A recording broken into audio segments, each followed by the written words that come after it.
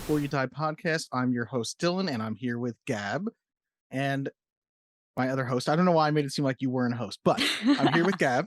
And today we are talking about the seminal 1994 film, the film that launched Kevin Smith's career, Clerks. But first, we have some fan mail from our previous episode, Johnny Dangerously, that we need to address. Mail time! When you control the mail, you control information. Mom asked me to ask you if there's any mail for us here by mistake. What? Okay, so we're interrupting our thoughts on Clerks because we do have mail, which thank you again for sending in mail. We so appreciate it. And anything else, you can always email us at movies2watchbeforeyouDie@gmail.com or send us a voice message at anchor.fm/movies2watch. So, always makes our day. Yes. So, Gab, Scotty Cameron has responded to you on Johnny Dangerously. He said, "No hard feelings, Gab. I was amused by you lightly dunking on me. I appreciate you guys taking my suggestions and even Dylan adding Face Off to the list. I agree with Gab that Michael Keaton isn't a particularly handsome devil. That's why I never bought him as Bruce Wayne in the Burton Batman movies, because he never struck me as a charming bachelor like Bale. Also, Dylan mixed up his Batman gangsters. Salvatore Maroni's mafia name is Boss, and Carmine Falcone is the Roman, who are gang rivals. And that's true. And I'm ashamed that he was able to point that out, since we both actively comment on a Batman show. So you should be ashamed. He called me out real good there. Good. The other message that we got is from Keen Machine. Oh my God. So Keen Machine writes, "Keen greetings. Greetings, Dylan and Gab. Despite the fact that I've not actually seen any of these movies you've covered so far, that has in no way hindered my enjoyment of listening to you two extensively explore their strengths and weaknesses. You make my Fridays much more fun. I gleefully await your first film to earn mutual agreement as a movie to watch before you die. Until next time, keep it keen." Quite frankly, Keen Machine, I anxiously await the first time we mutually agreed to. Keen Machine, I just want to say that was so kind. And I am so sad that you've never seen any of these movies. But I look forward to not just the day that we agree on a movie, but the day that we explore one that you have seen. Which will hopefully be soon. Yeah, or for hopefully, real. I know that we spoil a lot of these, but I hope it inspires you to watch at least one or two of them at some point. Yeah. Well, that was so nice. Thank you so much for those messages, guys. Thank you. Yes, and actually we have our very first voice message, which I'm going to try and play over what we have right now. I might need to add it in later because I'm not sure if the audio is going to be perfect, but I'm going to play it. All right, let's see. If you recall, Scotty had messaged us previously talking about Vampire's Kiss and suggesting that. And I brought up the meme of Nicolas Cage doing the alphabet. Yes. You know what I'm talking about? Well, no, you had never seen the clip. I don't, yeah. But Nicolas Cage is going A, B, C, D, E, F, G, H, I, J, K, L, M, N, O, P. And he does the whole thing phenomenally. But do you remember the meme you don't say where you just see the guy with his eyes like this? Like, maybe. You would if I brought up the picture.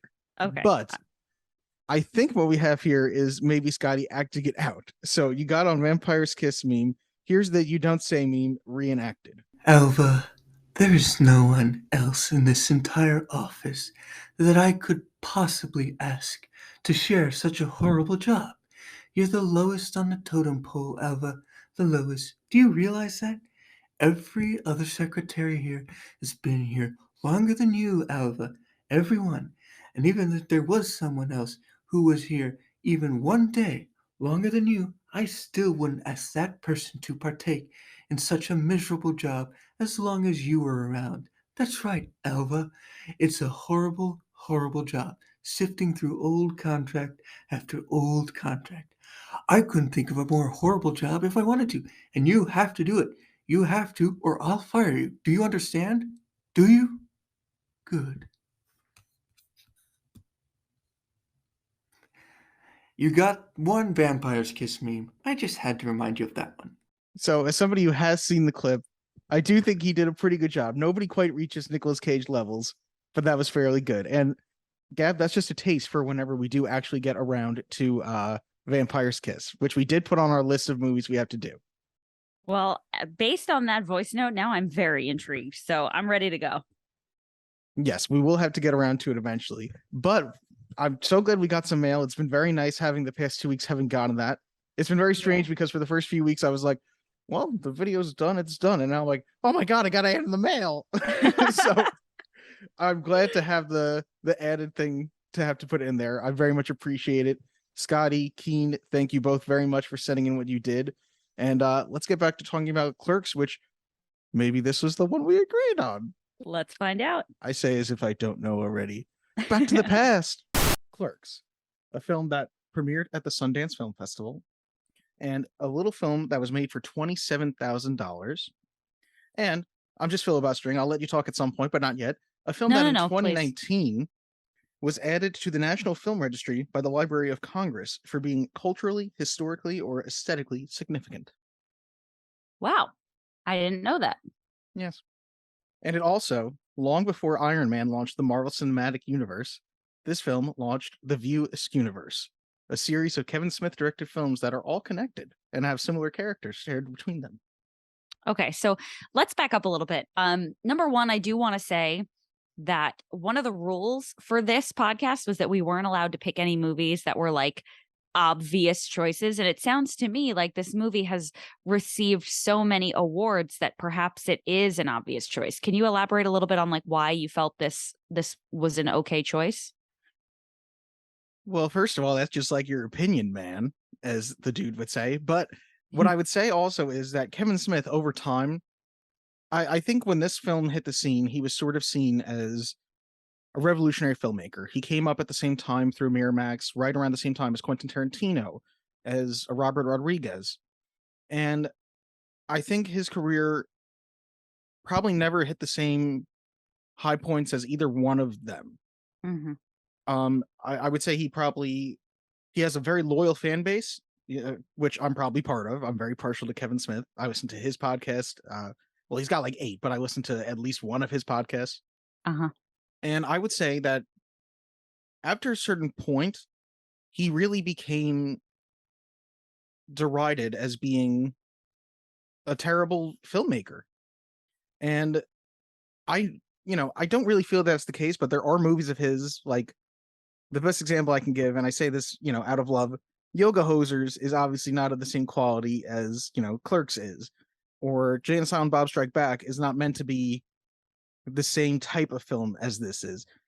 But I do think that there are films in his filmography that show that he is a talented filmmaker. He is somebody with something to say. He is somebody who understands the way people talk and the way that people are. I don't think that most people, like, you were surprised to hear that this was in the Library of Congress, and I think most people would be. Okay, hold on. That's why I would say it, just because it's not something you would expect to be. I don't think it's considered a classic by many. It's an indie darling, I think, a cult classic, I would say. Okay, that's fine. Okay, I'll accept that. Now, give a brief overview of that. You're welcome. Give a brief. Don't get used to it. Give a brief overview of this film for anybody maybe who's listening that hasn't heard it. Like, I think we need to do a better job of explaining what the movie's about. So please enlighten me, even though I have watched it, and explain to our listeners what this film encapsulates. That's good. I'm glad you watched it. That was the assignment. So what this film is about is really more than anything about 2 characters. I feel like when I told you about the movie last week, you were like, "Oh, was that the Jay and Silent Bob movie?" And I bet you were probably pleasantly surprised to find out they're not a huge part of the movie at all. Mm-hmm. They've gone on to be bigger characters. They're sort of like Cheech and Chongi, and they're like major stoner characters, but this is not a stoner movie. This is, we brought up Fast Times at Ridgemont High last week when we were talking about Amy Heckerling and Johnny Dangerously. I would say that this is similar to that. It's a slice of life, and obviously there are some, ridiculous things that happen, but, I think it's a very relatable film about what it's like to be a 20-something and to feel sort of directionless and not know what you're supposed to do. And it's about Dante and Randall, who are 2 store clerks, and them sort of malaising through their day and trying to figure out their shit. Yeah. So tell me why you believe this is a movie to watch before you die. It's getting pretty hot under these lights. I mean, I feel interrogated right now. You're asking a lot of questions. Well, answer them, buddy. I feel like I should be asking the questions here, but okay. I think it's a movie to watch before you die because it's one of those movies. I remember when we watched, I think it was Hot Fuzz, that you were like, I couldn't relate to this.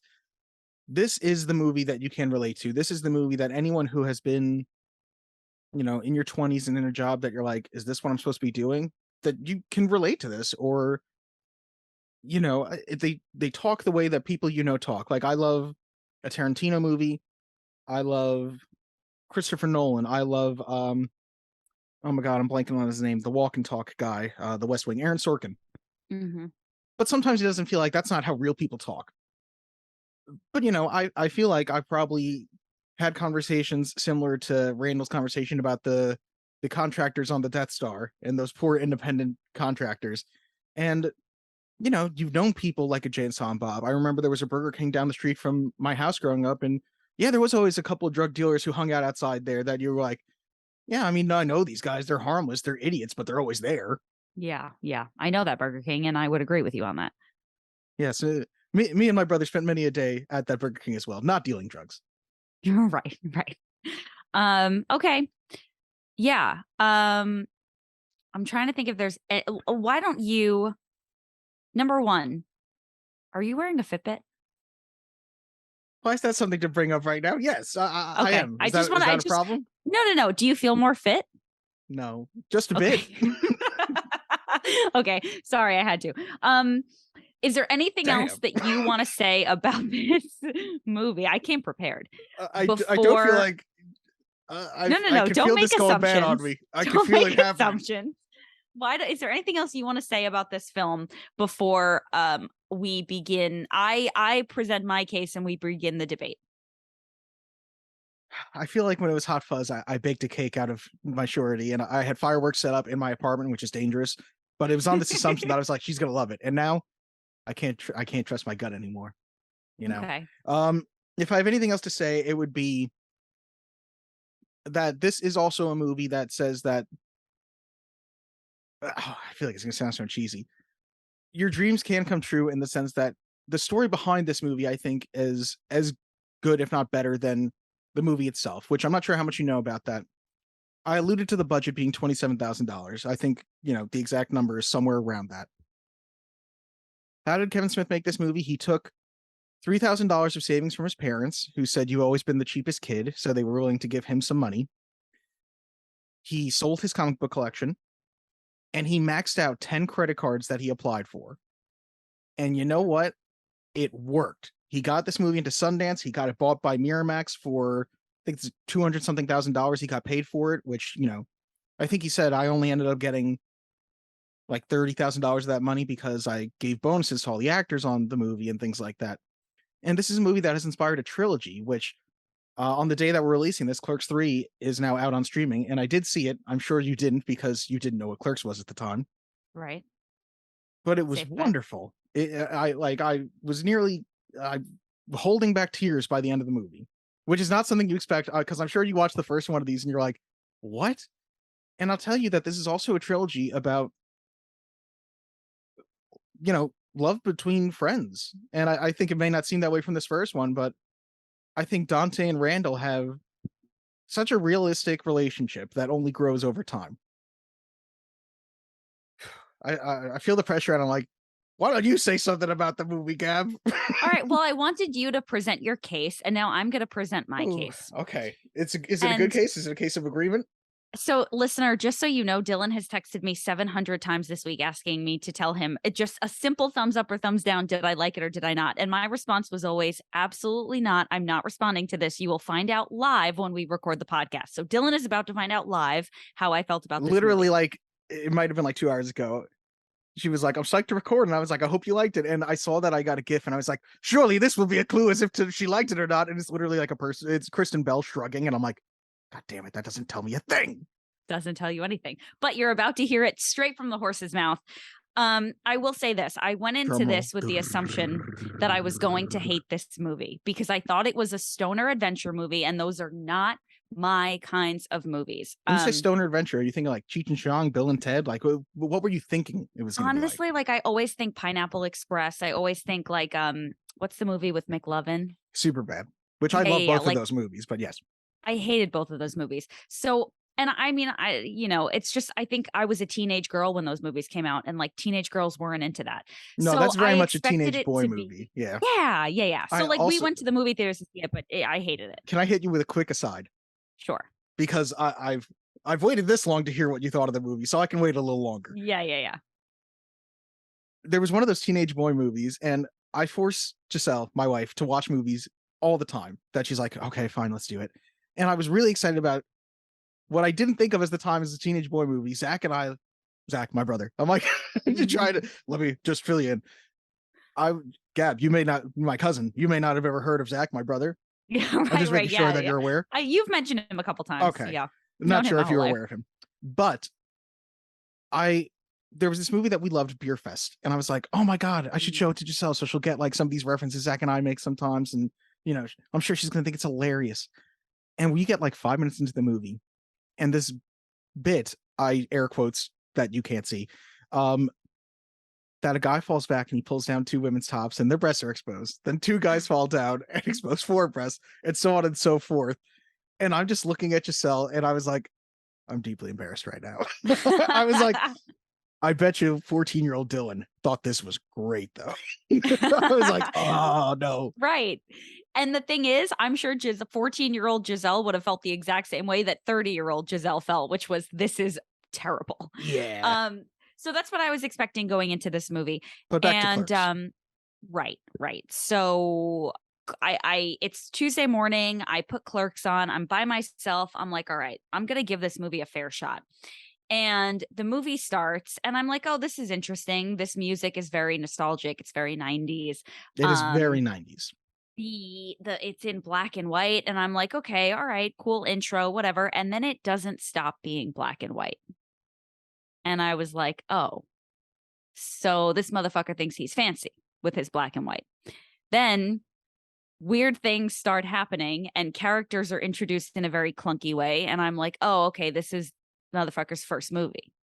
And then I'm still not having a positive sense about all of this dialogue that is clearly like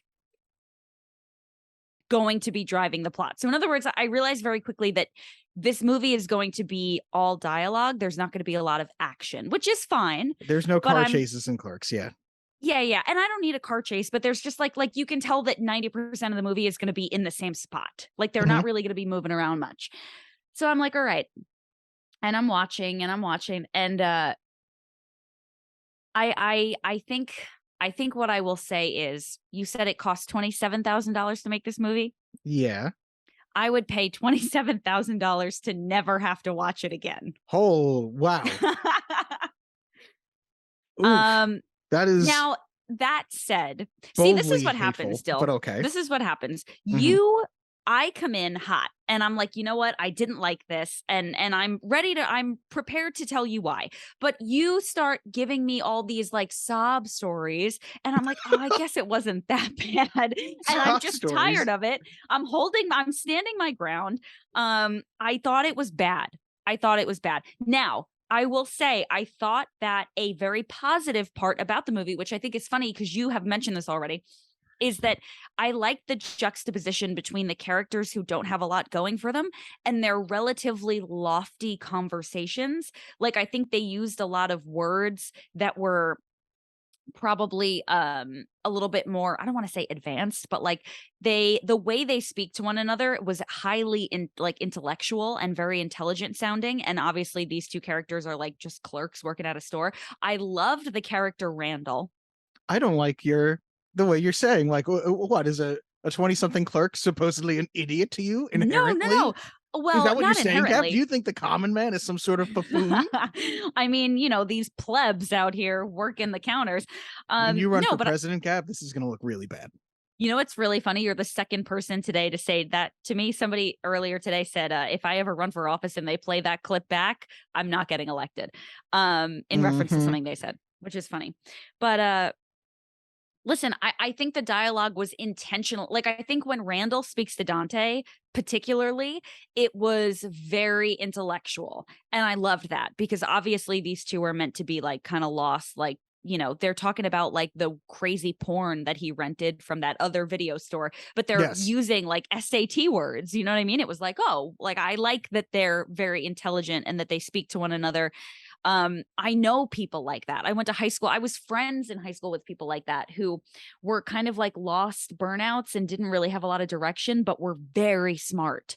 And obviously it was like cool to be like, like smarter than everybody else, It's very much a movie about Gen X as well, which is, I don't think, maybe I'm wrong about this, but I think they were called like the Lost Generation or something, or like the aimless generation. Yeah. Yeah.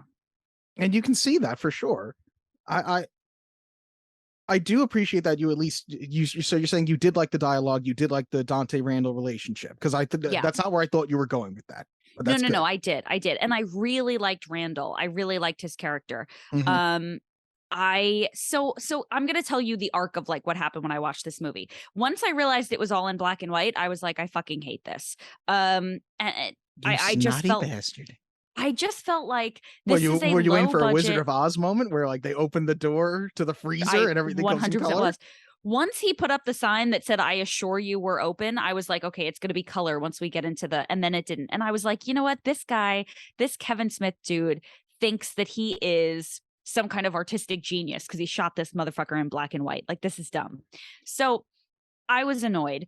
And then like the relationship with the girlfriend, I was like, okay, this guy's like kind of a loser. He's soft, he's pathetic. Like, I was just not into Yeah. it. And then things started happening and I was kind of into it, and I really liked Randall's character. I liked his dialogue. I liked the things that he had to say. There were a couple of moments that were like what I would call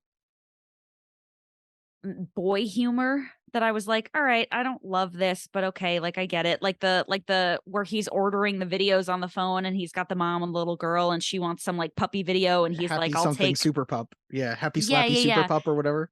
Yep. And he's like rattling off all these disgusting like porn things. And then he's like, oh yeah, what was the name of that one you wanted? Like, I was like, I get how this is funny. It's not my humor, but okay. And then I kind of started to get into it a little bit when the ex-girlfriend came back and I was like, all right.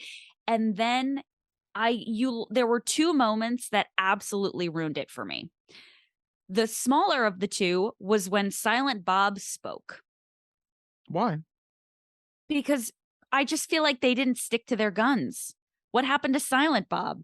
Like, really? It's not like Silent Bob spoke in Clerks 3 and we were like, we've waited our whole lives for this. He spoke after like 70 minutes. I think what you would find is Silent Bob is a mostly silent character, but I think in almost every movie he speaks like one time. And that was his one line is to say, and I think I think at first he wasn't supposed to say anything, but Jason Mewes, who plays Jay, could not get the words out because he's obviously none of these people were really actors before this. I mean, some of them were in a minor way, but Jason Mewes, I think, couldn't say, most chicks don't bring you lasagna, they just cheat on you, and I think he just kept flubbing the line until finally Kevin Smith, who the director was Silent Bob, I'm not sure if you know that or not. Yeah. He decided to go ahead and he was like, you know what, I'll say the one line. I'll do that. And also, because I know that in your head you're thinking it was some pompous indie filmmaker decision, the reason this movie shot in black and white is simply because it was cheaper. Wow. And I think a lot of people try to ascribe meaning to it in the sense that it's about the banality of working as a clerk, or it's supposed to feel like we're watching from one of the store security cameras. And I think I've literally heard Kevin Smith say over time, he's like, well, that all sounds a lot better than the real reason, which is just because we could not afford color film. Yeah. So it was not a pompous indie thing, but I do think I can understand how maybe that could pull you out of it. But I don't think it bothers me after, a minute or two, really. I think because I know I'm not waiting for it to change to color. And I guess maybe if you're watching and you're going like, I'm sure I have seen several movies where they were like black and white for a couple of minutes and then it's like, and here's where that transition comes in. WandaVision most recently did that, the Marvel show. Mhm. But if you were waiting for that, you would definitely be disappointed. I think you have to know going into it that this is a very, very independent film, and this is somebody's, first movie. And I guess I could see how that could put a damper on the viewing for you. Yeah. But I think this is not a movie about action. This is not a movie about the glorious cinematic shots. I don't think there's ever a shot really where the camera's moving besides a simple pan or tilt. You know, you're not going to find any tracking and dolly shots in these movies. You're not going to find Yeah. any long oneers. But it's a movie about character and about dialogue. And I think Kevin Smith would speak, you know, to say that his strengths are that he can write dialogue, and mostly that's what he feels he does well. Well, again, you're making me feel like, oh, all right, then I guess it wasn't that bad. But like, because I'm right, and this is a movie that people should watch before they die. No, definitely not. My second issue with this movie, let me rephrase that. The second time that this movie lost me, and lost me for good, Oh no. was I feel like I know what you're gonna say. the necrophilia. That she like came out of the bathroom and was like, "Oh, Dante, oh my God." And then you find out that she had sex with the dead guy. Who you forgot about 50 minutes ago wanting to go into the bathroom. Yeah. Yeah. And you know, it not because I'm offended by necrophilia. Not that I'm She's into you're pro necrophilia, you're saying. Again, your I'm presidential like, run is ruined, Gab. Absolutely ruined. Is this the person you want to hear what movie you should watch before you die from? Listen to me. Who is clearly anti-necrophilia. Anti-necrophilia. I'm not. Maybe I am anti-necrophilia. Anyway, that's not the part that offended me. The part that offended me was the fact that it was just so, it was the joke was so drawn out where she was like it obviously wasn't him. There was no way she would have thought it was him. It was just like, it was so cheap, and it was kind of like the last note of the movie. And I was just like, really? This is how we're ending it now? Like, I was bought in up until that. I was excited to see what was going to happen with him and the girlfriend, with him and the ex-girlfriend. I was like, all right, like I now I want to know what happens. And then they were like, and then she had sex with the dead guy. And I was like, that is so dumb. And then we never really got a resolution after that. Like, she goes into the ambulance and goes off to the hospital because she's got like PTSD or whatever. And then reasonably so. They just said goodbye. Well, also they put her in the same ambulance as the dead guy. That feels like it's not going to help her PTSD any. Not only that, also the guy Willem, who was into snowballing, just gets in the ambulance for no reason. Yeah. The guy goes around going, "That's beautiful, man." Yeah. I wasn't into it. I wasn't into it. I guess I would say that you do get a resolution in the sense that I think both of the girlfriends are meant to show that he loses both of them because he wasn't willing to make a choice. And a lot of the movie is about him not being able to be an agent of change in his own life. And he tells the story about, I don't remember how old he is, but he's, you know, young, and the lid on his training toilet was closed. And rather than make a change in his situation and lift the lid, he shit his pants. And, you know, I think that's funny. And I think that sort of speaks to who Dante is at the time. And I like that at the end, he is finally trying to make a choice to behoove himself, where he decides, well, Veronica is the woman who has actually treated me right, whereas Caitlin, you know, is a friend, but I guess she sort of cheated on him before they even went back on a date again. Yeah. I do love that the dead guy has a huge smile on his face when they put him on the stretcher too. Yeah. I mean, it was funny when that bit between him and Dante about the toilet paper and the magazine, that was funny. But then I was just like, oh my God. Listen, if I'm, you know, I came in hot because I'm tired of you changing my mind, but here we go again. It wasn't a favorite movie of mine. I don't think I would ever voluntarily watch it again. I think if you had caught me in my early 20s as an actor in acting school, I probably would have been like, this movie is really important. Like, the dialogue is so important. And like, everyone can learn something from this work of art, but that is not who I am anymore. And I didn't love it. Does Giselle like this movie? Well, let me put it this way. She did not go see Clerks 3 with me, nor was she interested in going to see Clerks 3 with me. Okay. I'm glad to hear that. Harsh, but fair. That's my girl. Have you worked a customer service job? Well, I worked at a pizzeria counter when I was 16. And I worked for Abercrombie and Fitch. Okay. And you worked at a sandwich shop too, didn't you? Oh, well, I was the training manager for the corporate. Oh yeah, that doesn't count. It doesn't count. You're already a level removed by that point. But yeah. did you not feel that you could relate to the way they dealt with customers and what their lives felt like? Like, obviously, you couldn't relate to, I know that you're well, no, I believe you were pro necrophilia. I'm just going to keep saying that. But obviously, that situation's never happened to you, or knocking over the casket at the funeral.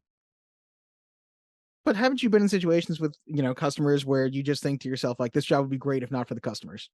Oh, 100%. I think everybody's felt that way, and I get that, but I don't think that was enough for me to be like, "Wow, this movie spoke to me."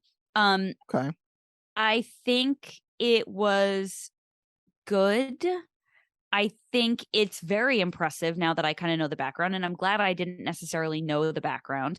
Um, I I would never see the second Clerks. I think, I'm not interested in the Jay and Silent Bob spinoff. I think they get thematically clearer as they go on. Like, if you felt like you didn't really enjoy the resolution of this one, do I think you would love Clerks 2 or Clerks 3? No. But do I think you would feel better about the storytelling in particular? Probably. And, would you like a Jay and Silent Bob movie? Almost definitely not. But he has other movies that I think that you might enjoy. Like, I think Mallrats is a movie that's very enjoyable.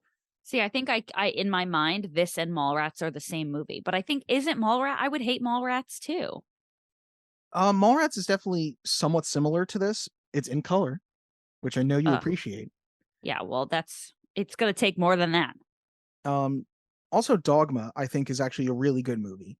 And I think that's been, semi in the news. It's not too recent, but Kevin Smith is actually talking about the fact that it's not on any streaming platforms or anything is because it's technically still owned by Harvey Weinstein and he can't get the Oh, rights back for. He was like, I don't want to pay money to the devil for my movie about angels. yeah, yeah, yeah. Chasing Amy, I've seen that movie. We watched that movie Casey in Amy, film that's a good school. movie. That is a Yeah. very good movie too. Yeah. Isn't she like a lesbian and all the men want her or something? Yes, and it's actually the main actress in the movie, Joey Lauren Adams, was Kevin Smith's girlfriend, and it's sort of about his own breakup. And I think it's interesting that he cast her in the movie for that. Huh, Um, we watched this in film school for sure. I didn't realize. he's not a very complicated filmmaker. I think that the Yeah. movie is literally this first movie, Clerks, is literally set in that's the store that he was a clerk at, Oh, at the interesting. time. And the reason that the shutters are broken is not because of a bunch of savages put gum in it. It's because he could only film at nights when the store was closed. So Mm, to make it appear like it's daytime, he came up with something, a reason for it. I like I that. I do think that there is. I think I probably might have, I saw this movie before it, but we might have watched this movie again in film school when I took a class on Sundance because I do think it speaks to anyone can make a movie. And I think that he had said that he saw Richard Linklater, the movie Slackers, which was Richard Linklater's first film, who made Boyhood and School of Rock, which are two very random movies to put together for one Yeah. filmmaker. But he saw that and he said to himself, this is movie making. I can do this. And he sort of just went all in on his dream. And I think that that is so impressive and such a testament that he 25 years later still has a career today, nearly 30 years later. Yeah, he's on Impractical Jokers all the time. He used to run a message board on his website. He was always interacting with his fans, and one of his biggest fans was Brian Quinn, who he Mhm. gave a job working with him. Yeah. So he actually Yep. sort of got Brian Quinn some of his start, I believe. Yeah. Yeah. I did know that. And listen, all of that is great and beautiful, and follow your dreams and make a movie if you want to, and write dialogue if you're good at it and whatever. But like, I don't have to love that movie. And frankly, I don't think that it is a movie to watch before you die. I think, and this is where I'm going to meet you in the middle, and you're going to say thank you after I say this. I think it is a movie to watch before you die if making movies is something that is really important to you, or if movies do I want to say that? Um, I think it is very niche in its in and of itself. And I think that the people who need to watch it before they die are also very niche. And like I said, I think once upon a time I would have fallen into that category. But now, as a regular, good old fashioned movie watcher, I do not think I fall into that category. I'm not sure if at first I was going to be like, thank you for being like, this is a movie if you love movies. And I was like, she's right. And then you're like, it's for niche commoner scum folk. That's what you said. Those were your exact words. So Yeah, that's I what took great said. offense to that Yeah, in of your course. pro necrophilia stance. Both of them have been deeply offensive to me. Well, You know, I think it's fair. I don't think you have to love it. And I definitely think, you know what's interesting? I bet my attention span was worse when I was younger. And I do think that there is some, you know, moments of dead air in these movies. And I think it's, you know, it's fine to let a movie breathe. But I do think that now watching this movie nearly, I think it's 28 years later or something like that, mhm. you don't really, movies aren't made the same way. In the sense that you don't have nothing happen in a lot of movies, and you don't have pauses and such dialogue heavy movies normally in like a teen comedy. And I guess Mhm. I would call this a teen comedy still, but it really is. Yeah. I also think of it as like a slice of life type film. Um, I don't think it's just nostalgia though. Rewatching this film, I do think that you know, it is an important movie. I don't think, I never thought of it as like a classic in the sense that like we were talking about like Citizen Kane and The Godfather. Would I put this movie anywhere near those and being dramatically significant? No. I think it's sort of like a little movie that could type thing, whereas it launched somebody's career and it was something from nothing. Yeah. So I Yeah. wouldn't call it the greatest film ever made. I wouldn't call it one of the 10 greatest movies ever made. But I think it's a significant achievement. I'm looking at the Roger Ebert review. Who gave it 3 stars 3 out of stars. 4? People, I always remember reading the newspaper as a kid, and I would read the movie reviews, and they were always out of 4 stars. And whenever I hear people say like a movie rating, it's always out of 5 now, and it irks Mhm. me. It's not an important thing, but I'm like, it should be out of 4. I'm so sorry. Thank you. Thank you for your consolation.